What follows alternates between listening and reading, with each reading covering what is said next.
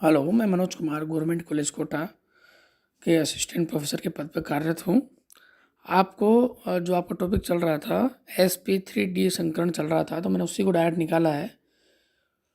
और नेक्स्ट हमको बिल्कुल कंटिन्यू स्टार्ट करना है कि देखिए, हम जो कर रहे थे sp3d संकरण, हम जो कर रहे थे इसकी संरचना की हम बात कर रहे थे कि इसमें क्या है कि इस संकरण को हम जो नाम देते हैं त्रिकोणीय द्विपिरामिडीय बोलते हैं। Trigonal bipyramidal.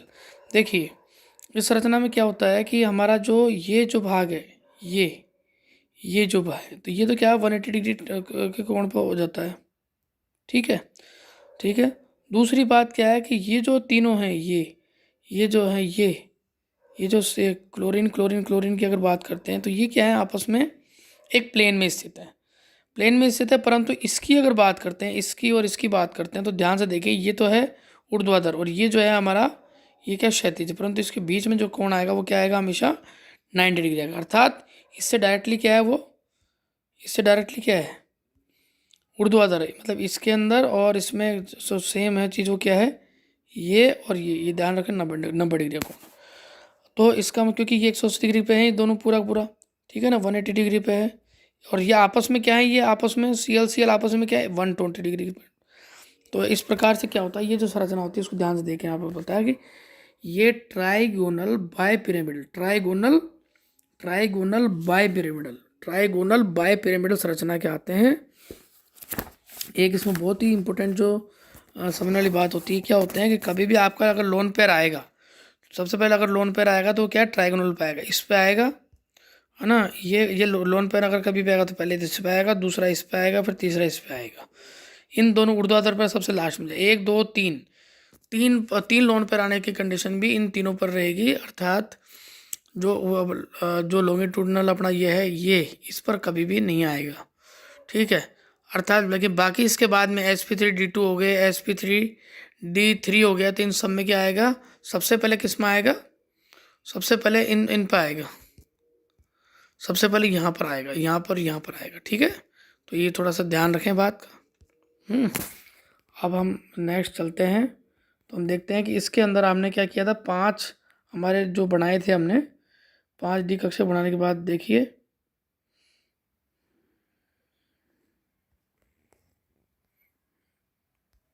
हाँ,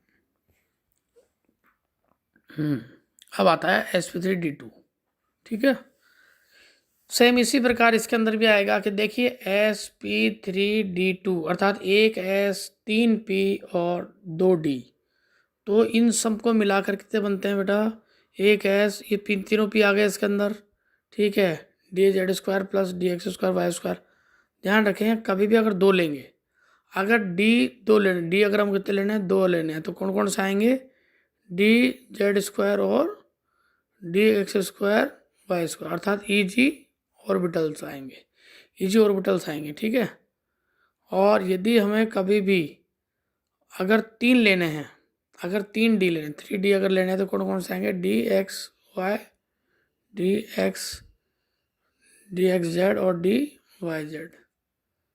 ठीक है, तो कहना मतलब ये है कि ये जो तीनों आएंगे, ये क्या है, T2G ऑर्बिटल्स होंगे। तो ये आपको पता होना चाहिए। तो यहाँ पर क्या है कि संगठन समझने के SF6 IF5 और XC F4 अणुओं की संरचना की व्याख्या भी हम करते हैं। देखो कैसे, यहाँ पर हमने क्या D2sp3 का बताया, ये सब मिल जाते हैं एक दूसरे पे और क्या बन जाते हैं, इसका संरचना बनाते हैं। जैसे अपन अगर एग्जाम्पल हम लेते हैं SF6 की संरचना, सबसे पहले फर्स्ट ऑफ ऑल आपने क्या किया, ध्यान रखें, SF6 के अंदर हम सबसे पहले हम देखेंगे कि सबसे पहले हमारा क्या है कि इसमें मेन सेंट्रल एटम कौन सा है। जो हमारा मेन सेंट्रल एटम है वो कौन सा है, हाँ भाई, ये है हमारा सल्फर।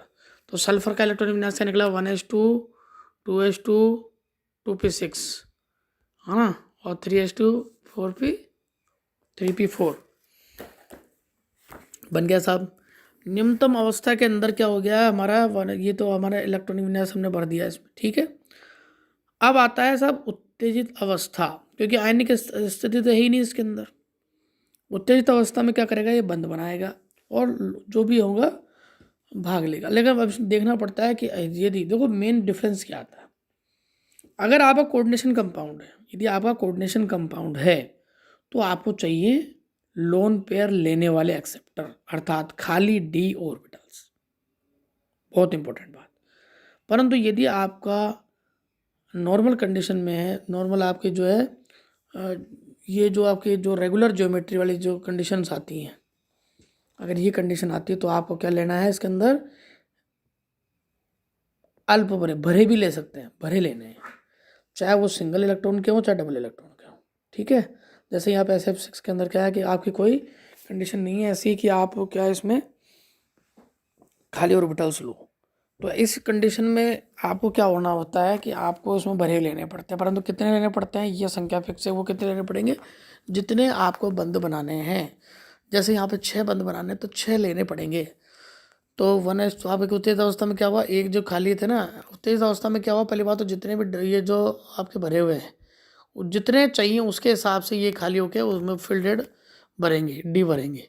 तो आपका 3p है तो यहाँ से एक चल जाएगा, एक तो 3s है इसमें से एक चल जाएगा, तो कुल मिला के कितने हो जाएंगे, ये पूरे 6 के 6 काम आ जाएंगे। और जो नए संकट बनाएंगे सबके अंदर एक क्या है, सिग्मा वन का निर्माण होगा। और सिग्मा वन निर्माण होने के बाद क्या जो है ना 6 नए कक्षक बनेंगे, जिसमें एक में तो इलेक्ट्रॉन चला जाएगा। और फ्लोरीन के पीछड़ कक्षों के साथ अतिव्यापन करके 6 सिग्मा बंध बना लेंगे। और इस प्रकार SF6 का एक अष्टफलकीय अणु बन जाता है। ये जो संरचना है इसकी ध्यान से देखिए, संरचना, इस संरचना में देखो ऊपर और नीचे तो क्या है आपका फ्लोरीन लग रहा है, परंतु ये सभी जो है ना चारों तरफ के जो फ्लोरीन है, ये क्या सभी इसके क्या है कि 90 डिग्री कोण पर स्थित है। ये इंपॉर्टेंट, तो इसलिए क्या है, ये हो गया ऑक्टाहेड्रल। ऑक्टाहेड्रल संरचना कैसे दिखेगी, देखो यदि इस संरचना की अगर हम बात करते हैं तो देखो यहाँ से ये प्रत्येक को यूं ऐसे करके ऐसे, फिर इसी प्रकार से एक पिरामिडल नीचे होगा। ठीक है, तो इस प्रकार क्या था, ऑक्टाहेड्रल संरचना का निर्माण होता है। ठीक है, लास्ट आती है sp3d3। IF7 के अंदर अगर बात करते हैं, अब देखो इसके अंदर वही वाली बात है कि जो मैंने कहा था कि एक तो S हो गया, कोई बात नहीं, 3p हो गए, और D आपके कौन से हो गए, तीनों D आपके आ गए इसके अंदर। तो इसमें क्या है, T2g ऑर्बिटल्स आएंगे, ये T2g ऑर्बिटल्स है ना आपके D वाले, ये तीनों एक साथ आ जाएंगे, मिलकर क्या बनेंगे, पेंटागोनल बाइपिरामिड, पेंटागोनल बाइपिरामिड, पेंटागोनल बाइपिरामिड। ये बार बार बोलें आप ताकि आपको याद हो, पेंटागोनल बाइपिरामिड, पेंटागोनल बाइपिरामिडल आपकी संरचना जो है बनेगी। इसमें पेंटागोनल बाइपिरामिडल आकृति जो बनती है, जिसके बाद ही आप क्या कर पाएंगे कि इसका संकरण को लिख पाएंगे। देखो एक हो गया, 3 आपके ये हो गया, अधिक संकरण किसकी बात कर रहे हैं हम, 1s 3p 3d, तब जाके IF7 जो है अणु की संरचना बन पाएगी। ठीक है, तो इस प्रकार जो है ना आपका हम जो संकरण बता रहे हैं इसको ध्यान से देखें, ये हमने बताया था पहले भी, नोट्स वगैरह में बताया था आपको। ठीक है, तो आपका sp3 भी हो गया और आपका dsp2 भी हो गया। ये देखिए PCl5 वाला संरक्षण मैंने बताया था। और ये आपका ये हमारा चल रहा था sp3d3।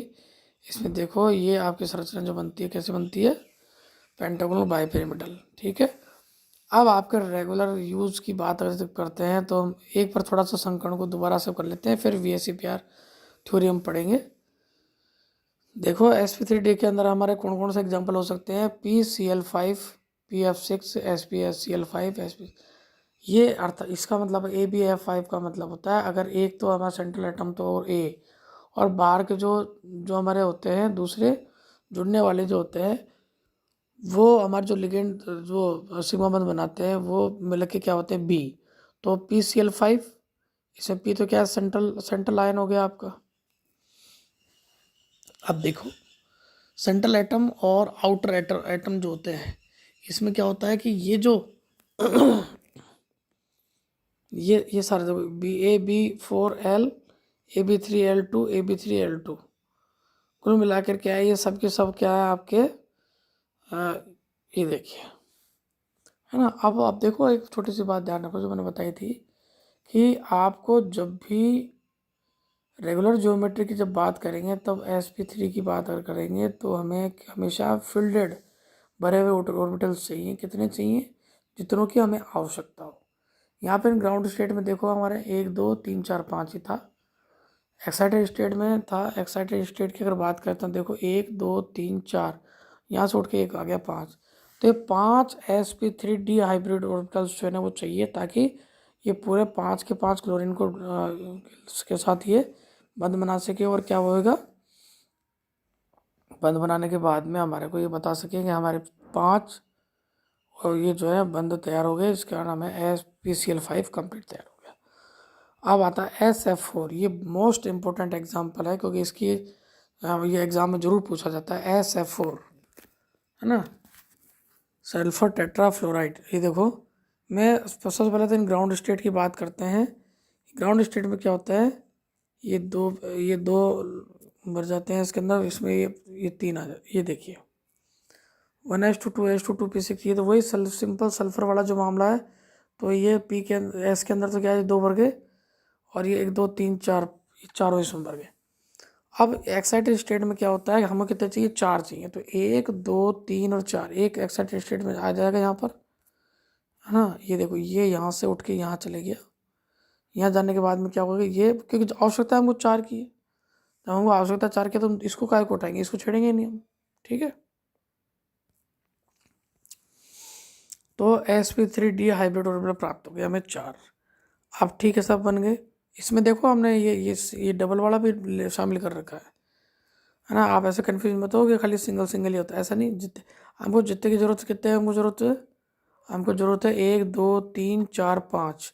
5 की पूरी ज़रूरत क्यों है, क्योंकि ये तो होगा लोन पेयर वाला, ठीक है। और ये 4 फ्लोरीन के लिए, फ्लोराइड के लिए वो 4 की ज़रूरत है, ठीक है। अब इसमें देखो, ये देखो एक लोन पेयर कहाँ आ गया हमारा, ये एक लोन पेयर हमारा कहाँ आ गया। हमने कहा था कि एक लोन पेयर जब भी हमारा एग प्राप्त होगा तो हम कहाँ रखेंगे इसको, यहाँ रखेंगे, ये हमारे इक्वेटोरियल पर रखेंगे, ठीक है। और कोई कोई ये इक्वेटोरियल प्लेन है उस पर रखा है। दूसरा अगर लोन पर आप होता तो हम यहाँ रखते, तीसरा होता तो यहाँ रखते, परंतु यहाँ पे नहीं है, इसलिए कोई दिक्कत नहीं। हमारे यहाँ पर कहाँ रखा, केवल हमने ये रख दिया। अब आप ध्यान से देखें तो आपको पता लगेगा कि ये जो भाग बंद बनाने भाग नहीं लेता, तो अर्थात बंद बनाने भाग खाली ये लेता है, खाली ये भाग जो हमारे बंद बनाने में काम लेते हैं। अब देखो 1 2 3 4, 4 फ्लोरीन हो गए इसके अंदर, है ना, और एक हमारा क्या हो गया, सल्फर हो गया। अब इस कंडीशन में क्या होता, ना तो ये टेट्राहेड्रल रहा, ना ये क्या रहा, ट्राइगोनल बाइपिरामिडल रहा। ट्राइगोनल बाइपिरामिडल भी नहीं रहा, जो इसकी रेगुलर ज्योमेट्री कहलाती थी। अर्थात क्या क्या कहलाएगा, ये डिस्टोर्टेड टेट्राहेड्रल। डिस्टोर्टेड टेट्राल, याद कर लें, डिस्टोर्टेड टेट्राहेड्रल इसकी संरचना होगी, डिस्टोर्टेड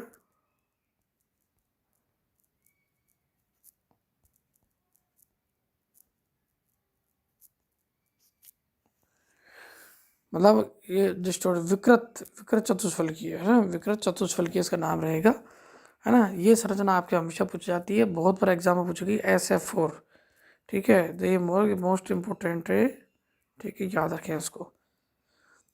अब आपके लेते हैं कौन संरचना आती है, XeF2। XeF2 के अंदर ध्यान रखें, सबसे पहले Xe की बात करें तो Xe के अंदर कितना होता है, Xe का आप वो ले सब इलेक्ट्रॉन विन्यास ले, XeF2। तो Xe का आप अगर इलेक्ट्रॉन विन्यास लेंगे तो आपको ध्यान होना चाहिए Xe,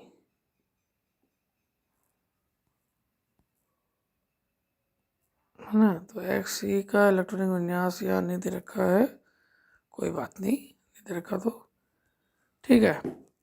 आप देखो, ये सबसे पहले तो आपका आता है हीलियम, फिर नियॉन, ठीक है ना, फिर आर्गन, और आर्गन के बाद है क्रिप्टॉन, फिर उसके बाद आता है Xe। तो आपको जो ये जो आपका Xe की बात करते हैं, ये क्या आपकी अग्रिय गैस है। अक्रिय गैस विन्यास जो आपका होता है, अक्रिय गैस विन्यास जो आपका होता है Xe,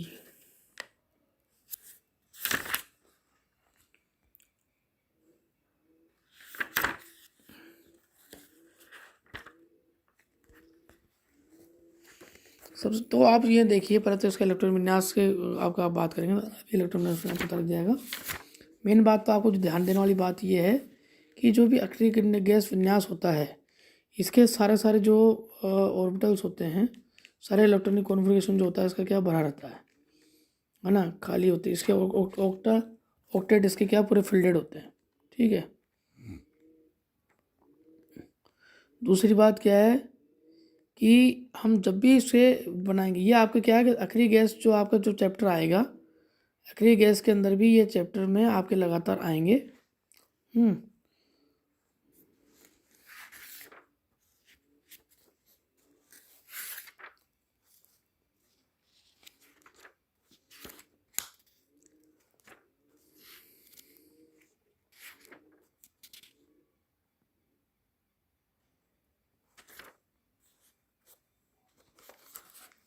देखिए मैं आपको पूरा क्लियर बता देता हूँ कि सबसे पहले आपका नियोन जब आता है तो उसका 10 आपका जो होता है परमाणु क्रमांक होता है, आर्गन का 18 होता है। ये आपकी संरचना कैसे होती है इधर देख लीजिए। सबसे पहले आपका नियोन होता है, ये आपका 10, आर्गन जो आपका होता है वो आपका होता है 18, ठीक है। क्रिप्टॉन आगे की बात करते हैं तो आपका होता है 36, याद कर लें। एक्सी जिनोन की अगर बात करते हैं 54, और रेडॉन की अगर बात करते हैं तो आपका होता है 86, तो 54, एक्सी 54, ये आप याद कर लें, ये आपको ध्यान रखना है हमेशा। अब आपका जो XeF2 की बात आती है तो इसमें इलेक्ट्रॉनिक विन्यास जो आपका लास्ट में आता है क्या होता है कि आपका आता है 4s2 4p6 3d10 5s2 5p6 5s2 5p6, और आपका डी जो होता है वो खाली होता है 4d10 बराबर होता है। तो आप देखिए कि आपका 5d जो है खाली है, 5 5 5, और वैसे भी आपका 54 की बात करते हैं, 1 2 ये पूरा खाली है, ठीक है ना। अब आपको ये ग्राउंड स्टेट में पता लग गया। आपको एक्साइटेड स्टेट में आपको पता होना चाहिए कितने की आवश्यकता है आपको, XeF2। तो F2 का मतलब है आपका खाली 2 की आवश्यकता है, 2 का मतलब आपको खाली 2 चाहिए, तो 1 और आपका 2, 2 यहाँ से चल जाएंगे, ठीक है।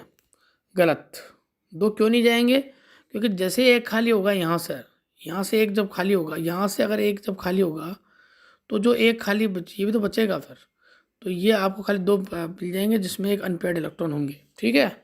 तो एक एक एक्साइटेड में खाली एक ही इलेक्ट्रॉन जाएगा 5d के अंदर, और इस प्रकार 2 खाली हो जाएंगे। ये मिलकर क्या बनाएंगे, एक बनाएंगे sp3d, है ना, हाइब्रिडेशन बनाएंगे। वैसे देखो आप खुद भी देख सकते हैं इसमें कि एक तो S है, ये देखिए आप, ये आपका ये आपका S हो गया, ये 3p हो गया आपका, और 1d हो गया, तो sp3d आपका हो गया। अब अगर इसकी बात करते हैं, इसकी स्ट्रक्चर की अगर बात करते हैं तो ध्यान रखें, एक लोन पेयर आपका है, दूसरा लोन पेयर, तीसरा लोन पेयर, ठीक है। 3 लोन पेयर आ गए, तीनों लोन पेयर के बाद में आपका क्या रहा है कि 2 फ्लोरीन आपके, एक ऊपर और नीचे, तो कुल मिला के क्या रहा, भाग बनाने जो आपके ये लोन पेयर जो आपके किसी प्रकार के क्या नहीं करते, ये आपके बंद बनाने में जो है ना, आपका आकृति बनाने में कोई सहयोग नहीं प्राप्त होता है इनका, ठीक है। इसलिए इनको आकृति बनाने में कोई भी कंक्लूड नहीं करते। हम के लिए फ्लोरीन का जो होता है ये जो हम इंक्लूडेड करते हैं, जिसके कारण क्या होता है कि हमारी इसकी जो आकृति के लिए इसी को देखते हैं, तो ये क्या लीनियर शेप आती है, तो इसके कारण हम क्या करते हैं, इसको लीनियर ज्योमेट्री नाम दे देते हैं, ठीक है। ये आप कंप्लीट होता है, अगली बार आप वैसे PR थ्योरी करेंगे। तब तक के गुड बाय।